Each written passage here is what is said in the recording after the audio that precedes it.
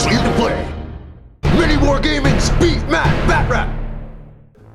Welcome back to Beat Matt Batrep. This is Chaos Allies vs. Necrons. Necrons turn 2. So we roll for reserves, and my Overlord with his retinue of immortals, it's not actually retinue, but with his group of immortals, do come in. They do get to outflank.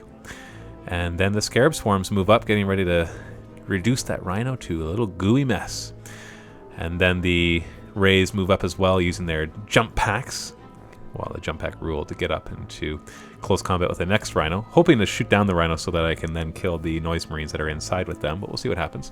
All the other Ghost Arcs getting into position, trying to get out of the way of the Doomsday Arc, so I do not provide him with cover from my guys.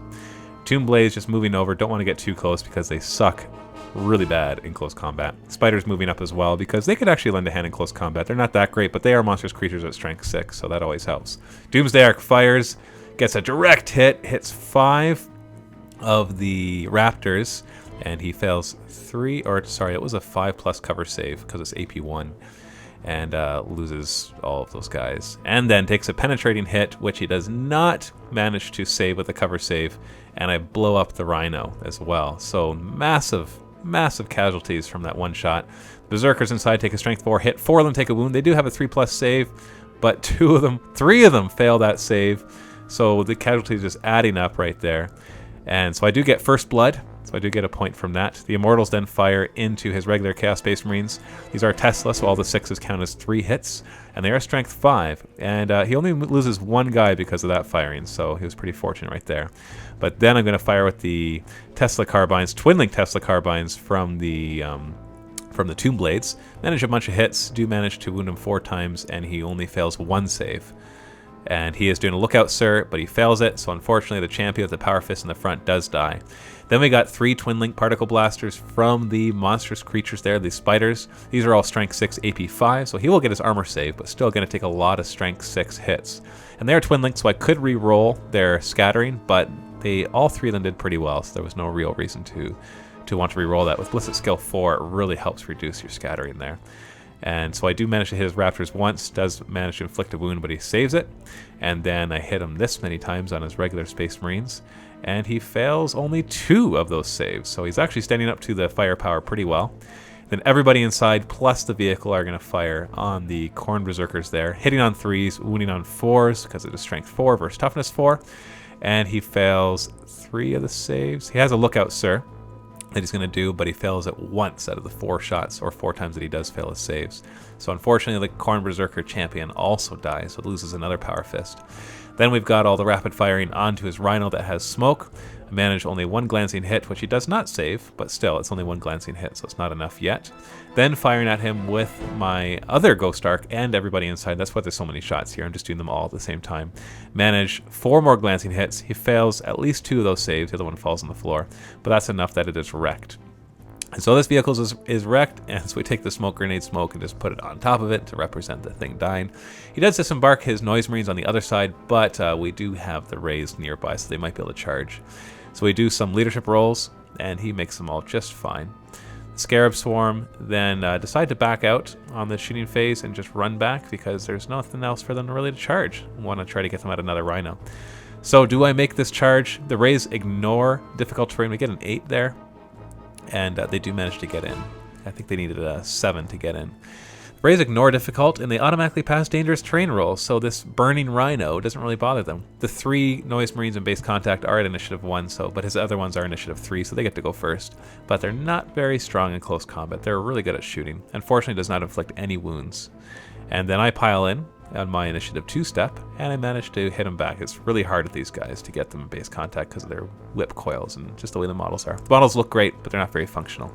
I get tons of attacks, hitting on 4s, and then wounding on 2s, rending, and all of them die because there was like 3 rending rolls in there, and then he failed 5 armor saves as well. So all the Noise Marines completely taken out, and then I consolidate forward into towards the next Rhino. In Chaos turn 2, he rolls for reserves. Only 1 of the Demonettes come in. The Screamers do not come in, and his Herald does come in. So half of his reinforcements come in. If he goes near the icons, of course, he does not scatter, so that's why we're not bothering to roll for that. Obliterators are turning around. They're like, hey, Immortals, we're going to take care of you right now, so this should be interesting. The one Khorne Berserker leaves his cover, getting ready to charge those little Scarab Swarms. And the Chaos Space Marines re-embark onto the Rhino, and it then moves up at cruising speed, 12 inches. The other one moves back away from the rays, realizing that, hey, this isn't a really comfortable fight that I want to get into. Fires his pistol, manages 1 wound on the Wraith, who does fail his save. That does matter because there's still 3 wounds on the other one, so he does have to inflict as much as possible.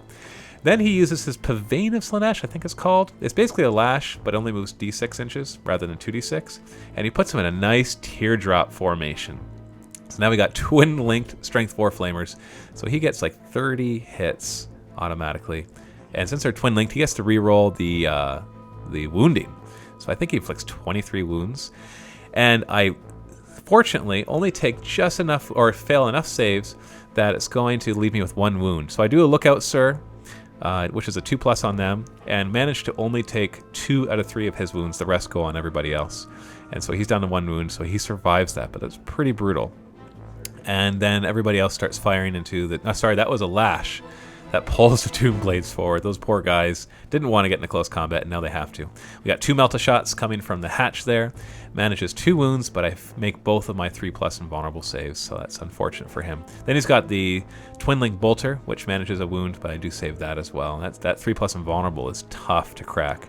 Then he runs his Demonettes to not put them in a nice little tight formation for me to kill with my Doomsday Arc, and he charges with his Raptors into the Tomb Blades. He does get the Hammer of Wrath attacks against that. The Khorne Berserker also charges the Swarms, and the Obliterators decide to charge my Overlord because, hey, they got Power Fists. They're going to kill him pretty badly. And so he starts off with his attacks onto the Tomb Blades, and what do we have? Oh, those were impact hits first off. They did not do any wounds, unfortunately, for him. Does manage to kill 1 Tomb Blade. The other ones pile in. He has his guy. One guy has a Power Fist there, not the Power Maul, so he's initiative 1. Hitting back, he does actually make his save, so he's fine. Rolls on the floor again, and then kills with his Power Fist another one. So the question is, do my guys run? And they do not. So they're stuck in combat. Do these guys come back? One of them does. So he actually only manages to kill 1 Tomb Blade in the end. Khorne Berserker attacks the Swarms. He does get, of course, 4 hits. And then actually it was 4 wounds because it was Strength 5 because of Furious Charge. But I make one of the saves, which means I survive. I hit him back. I get 3 hits, 2 wounds, and he fails 1. And the Swarms survive against the Khorne Berserkers. My Overlord rolls, but he misses completely. And these guys roll. He had a bunch of hits. They only needed 2s, and they roll 4 1s, which means he survives. All they had to get was 1 2 to kill him, and they rolled 4 1s, which was just absolutely lousy luck. So I didn't hit him. He hit me, but didn't wound me. So that combat is ongoing. So unfortunately, these combats didn't go very well for him. The Khorne Berserker dying, and the other one's getting locked in combat, and that's not what they wanted. Although I told him afterwards, I'm like, it's probably a good thing the Obliterators stay alive, because the Doomsday Arc could have fired them otherwise, and pretty much insta-killed all of them because it's AP1. So stay tuned for round 3. Click on the link below, or click on the annotation if you're watching this on YouTube.